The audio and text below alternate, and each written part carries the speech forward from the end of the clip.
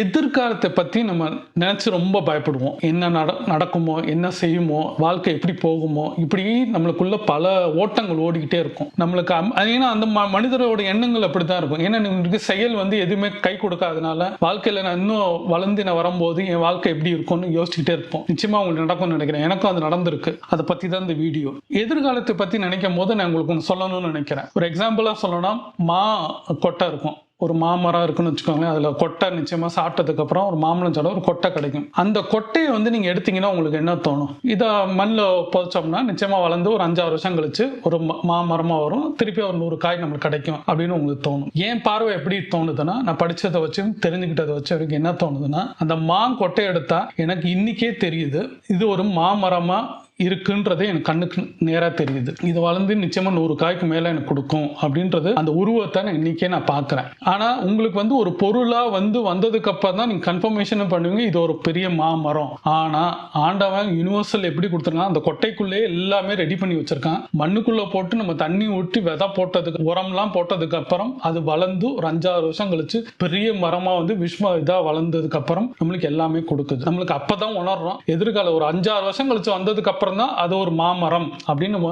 கன்ஃபார்மே பண்றோம். ஆனா அதுக்கு முன்னாடியே நம்மளுக்கு இருக்கு. உங்களுக்கு ஒரு எக்ஸாம்பிள், இன்னொரு எக்ஸாம்பிள் நான் சொல்லணும்னா, ஜெர்மனில ஒரு ஃபிலிம் கண்டுபிடிச்சாங்க. ஆல்ரெடி இப்ப டிஜிட்டலா நீங்க பாத்தீங்கன்னா ஐஎஸ்ஓன்னு சொல்லி அந்த ரெசல்யூஷன்ஸ் எவ்வளவு திக்கா எடுக்கலாம், எவ்வளவு ஷார்ப்பா எடுக்கலாம்ன்றதுக்காண்டி ஐஎஸ்ஓ நம்பர்ஸ்லாம் வச்சிருப்பாங்க. அது மாதிரி ஒரு 30-40 வருஷத்துக்கு முன்னாடி ஏஎஸ்ஏன்னு சொல்லி வச்சிருப்பாங்க. அதுல 100, 200, 300, 500, 1000 இருக்கும். அது என்ன இது டிஃபரெண்ட்னா, அந்த நம்பருக்கு அந்த ஷார்ப்னஸ் எடுக்கிறது, அந்த தின்னஸ், கலர்ஸ், அதுக்கேற்ற மாதிரி அந்த ரெசல்யூஷன்ஸ் எடுக்கிறதுக்காண்டி இருக்கும். அப்ப என்ன பண்ணாங்கன்னா, பெரிய லெவல்ல ஒரு லேக் லெவல்ல ஷார்ப்பா எடுக்கணும்னு சொல்லி ஒரு ஃபிலிமை தயாரிச்சாங்க. அந்த தயாரிச்சு அந்த ஃபிலிமை எடுத்து ஒரு போட்டோ எடுப்போம்னு சொல்லிட்டு எடுக்கிறாங்க. இருக்கிறத ஒரு பூ மொட்டை எடுத்து ஒரு போட்டோ எடுக்கிறாங்க. போட்டோ எடுக்கும் போது பார்த்தா அதை எடுத்துட்டு பிரிண்ட் எடுத்து பார்த்தா மொட்டு மலர்ந்த மாதிரி காமிக்குது. என்னடா இது மொட்டை, திருப்பி பார்த்தா மொட்டு கண்ணில் தெரியுது, ஆனா மலர்ந்த மாதிரி போட்டோல காமிக்குது. திருப்பி நம்ம தப்பு ஏதோ பண்ணிருக்கோம்னு சொல்லிட்டு திருப்பி இன்னொரு போட்டோ எடுக்கிறாங்க. திருப்பி அதே மாதிரி மலர்ந்த மாதிரி பூ காமிக்குது. அப்பதான் உங்களுக்கு அந்த சயின்டிபிக்கா அவங்க ரிசர்ச் பண்ணும்போது தெரிஞ்சிருக்கு,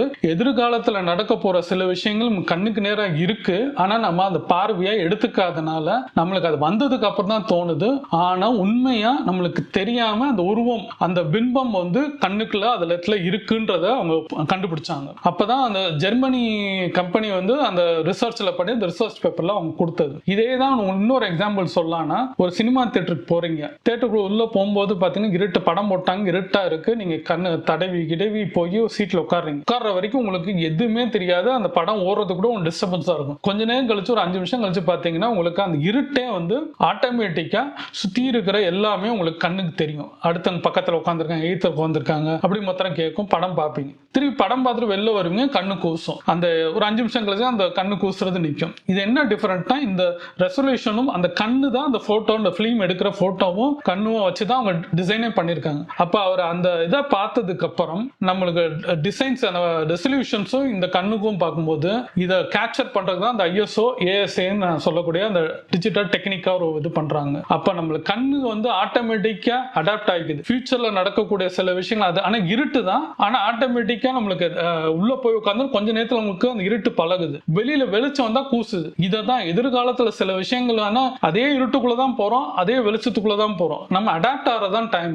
ஆட்டோமேட்டிக்கா அதே தான் நான் சொல்லக்கூடிய கொட்டைன்றது அதுக்குள்ள எல்லாமே இருக்கு. அந்த பூக்குள்ள அந்த மொட்டு மலர்ந்தது 2 நாளுக்குள்ள வர்றது போட்டோ முன்னாடி எடுக்கும் போது வருது. அப்போ எதிர்காலத்தை பத்தி நீங்க நினைச்சுக்கிட்டு இருந்தீங்கன்னா ரொம்ப தப்புன்னு நான் சொல்லுவேன். இன்னைக்கு நீங்க செய்ய வேண்டிய ப்ராசஸ், இன்னைக்கு செய்ய வேண்டிய விஷயத்த பண்ணீங்கன்னா ரிசல்ட் நீங்க எதிர்பார்த்துட்டு நின்று அது பாஸோ ஃபெயிலோ யோசிச்சுட்டு இருக்கீங்க. அதை தான் நினைச்சு பயப்படுறீங்க. ஆனா செய்யக்கூடிய விஷயங்கள், பண்ணக்கூடிய விஷயங்கள், அதுல தண்ணி ஊத்துறாங்க, உரம் போடுறாங்க, எல்லாம் பண்றாங்க. நிச்சயமா எனக்கு மாமரம் வரும்னு ஒரு நம்பிக்கையில ஒருத்தன் நின்று அந்த இதை பார்த்து சிரிக்கிறான் பாருங்க. ஒரு விவசாயி பார்த்தா சிரிக்கிறாங்க, அது கண்ணுல தெரியுது. இன்னைக்கு அது பெரிய பிம்பமா வரும்னு தெரியுது, எனக்கு ஒரு 100 காய்க்கு மேல கொடுக்கும்னு உங்களுக்கு தெரியுது. ஆனா நம்ம என்ன நினைக்கிறோம்னா, புதைச்சதுக்கு அப்புறம் தண்ணி ஊத்துங்க, என்ன வரப்போகுது, எப்போ வரப்போகுது, அது வந்தாதான், அது பொருளா வந்தா மாத்திரம் தான் உங்களுக்கு தெரியுது. இதே எண்ணங்கள் தான் எல்லாருக்கும் எதிர்காலத்தை பத்தி பயப்படுது. எக்ஸாம்பிள், இன்னொரு எக்ஸாம்பிள் சொல்றேன். இந்த வீடியோ சேனல் ஆரம்பிக்கும் போது லாஸ்ட் இயர் ஜூலை 19 ஆரம்பிக்கும் போது எனக்கு என்ன இருந்துச்சுன்னா, ஒரு வருஷத்துல 1000 சப்ஸ்கிரைபர் 4000 வாட்ச் ஹவர்ஸ் எடுப்பேன்னு எனக்கு தெரியும். ஆனா டிசைட் பண்ணி தான் ஆரம்பிச்சேன். கண்டிப்பா முடிப்பேன் முடிப்பேன், எனக்கு ரிசல்ட் வந்துடும். அந்த ரிசல்ட் ஆல்மோஸ்ட் இன்னைக்கு ஜூன் 29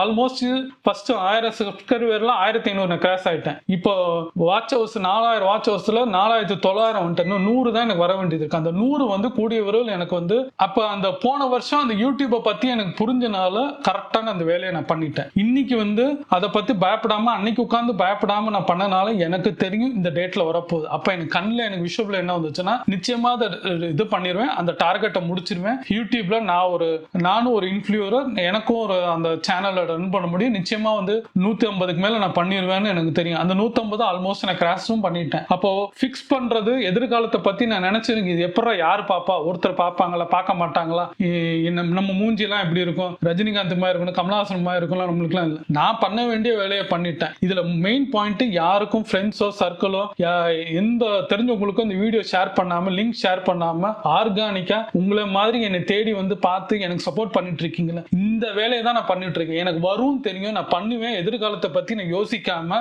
கண்டிப்பா ரிசல்ட் எனக்கு டார்கெட்டை அச்சீவ் பண்ணுவேன். ஃபியூச்சர்ல எனக்கு இது ஒரு பிசினஸா மாறும். ஃபியூச்சர்ல இதுல நான் ஒர்க் ஷாப் நடத்துவேன். இப்படி எல்லாமே எனக்கு பண்ணிட்டு இருக்கேன். எனக்கு கண்ணுக்கு எதிராகவே நான் தோணுனாலதான் எதிர்காலத்தை பத்தி நான் யோசிக்காதனால இன்னைக்கு பண்ண வேண்டியது வீடியோ ஷூட் பண்றேன், எடிட் பண்றேன், அப்லோட் பண்றேன். டெய்லி பண்ணிட்டு ஆரம்பிச்சுட்டேன். லாஸ்ட் 1 வீக்கா டெய்லி பண்ணிட்டு இருக்கேன். அப்போ என் வேலை வந்து அது மாத்திரம் தான். ப்ராசஸ் அந்த ஆக்ஷனை கொடுக்குறேன். ஆக்ஷனை கொடுக்கும்போது ரிசல்ட் கண்டிப்பா எனக்கு தேடி வரும்னு எனக்கு தெரியும். அதை நீங்க செய்யுங்க. எதிர்காலத்தை யோசிச்சுக்கிட்டு போனதை நினைச்சிட்டு பயந்துகிட்டு அதை பத்தி அந்த அசிங்கத்தை நினைச்சுக்கிட்டு இருந்து இனி நம்மளை எப்படி பூமியை எதிர்பார்க்கும், எப்படி சுத்தி வட்டாரில் எதிர்பார்க்கும் நீங்க யோசிக்காம நீங்க செய்ய வேண்டியதை செய்ய ஆரம்பிச்சீங்கன்னா எதிர்கால பயமே இருக்காது. நடக்க போவதை பத்தி நீங்க யோசிக்கவும் மாட்டீங்க.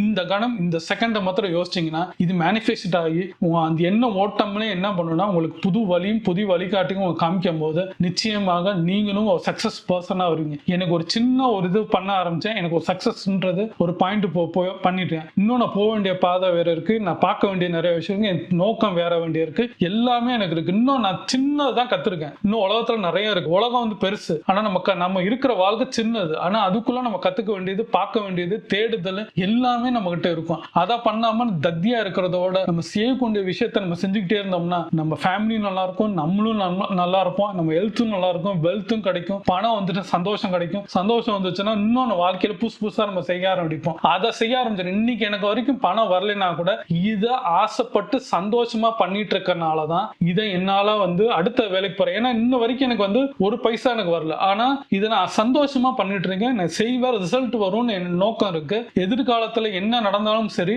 இதை நான் பண்ணிட்டா எதிர்காலம் வரும்போது நிச்சயமா இது வந்து நடக்கணும். ஒரு மேனிஃபெஸ்டோல நான் போயிட்டு இருக்கறனால எனக்கு ஒரு சக்சஸ் கொடுக்கும். இதை தான் எல்லாரும் சயின்டிபிக்காவும் சொல்றாங்க, எல்லா சித்தர்களும் இதை தான் சொல்றாங்க, எல்லா பெரியவர்களும் இப்படிதான் சொல்றாங்க. சக்சஸ் ஆன பீப்புள், பிசினஸ் பீப்புள், ஸ்போர்ட்ஸ்மேன் எல்லாரும் சொல்றது அவங்க நிச்சயமாக ஐசிசி கோப்பையில கிரிக்கெட்ல வர மாதிரியும் எந்த ஸ்போர்ட்ஸ்ல வந்தாலும் அம்பானியா இருந்தாலும் இதை தான் அவங்க யோசிக்கிறாங்க. இன்னைக்கு பண்ண வேண்டிய வேலை காலையில எந்திரிக்கிறது, இந்த டே கரெக்டா முடிக்கிறது. இன்னைக்கு முடிக்காம இன்னொரு ஒரு வருஷம் 365 நாள் நான் என்ன செய்ய போறேன்னு நீங்க உட்கார்ந்து யோசிச்சுட்டு இருந்தோம்னா இன்னைக்கு பண்ண வேண்டிய பண்ண மாட்டோம். நாளைக்கு பண்ண வேண்டிய பண்ண வேண்டிய பண்ணாம கரெக்டா 365 நாள் வந்துடும். அன்னைக்கு பார்க்கும்போது நம்மளுக்கு வந்து திருப்பி ஒண்ணுமே பண்ணாத மாதிரி தான் இருக்கும். அப்ப நீங்க இன்னைக்கு எதிர்காலத்துல இன்னைக்கு நீங்க நிகழ்காலத்திலும் இந்த செகண்ட் இந்த இடத்த உங்க எண்ணத்தை கரெக்டா பண்ணிட்டீங்கன்னா நிச்சயமா உங்க வாழ்க்கையில சக்சஸ் ஆன சூழ்நிலை வரதான் செய்யும். ஒரு சக்சஸ் சின்னதா அனுபவிங்க. அப்படியே அனுபவிச்சு போகும்போது உங்களுக்கு நல்லது கடந்துகிட்டே இருக்கும். எனக்கு கிடைக்குது, கண்டிப்பா உங்களுக்கு கிடைக்கும். நீங்களும் செய்யலாம். உங்களுக்கும் பல பிரச்சனைகள் இருக்கும். இது மீறி ஒரு வீடியோ பார்த்து நீங்க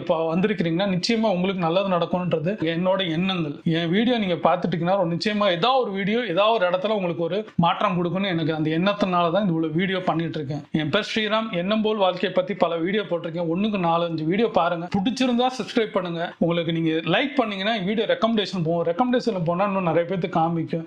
எனக்கு சப்போர்ட் பண்ணுங்க ஃப்ரெண்ட்ஸ். உங்க சப்போர்ட்டை நான் எதிர்பார்த்துட்டு இருக்கேன்.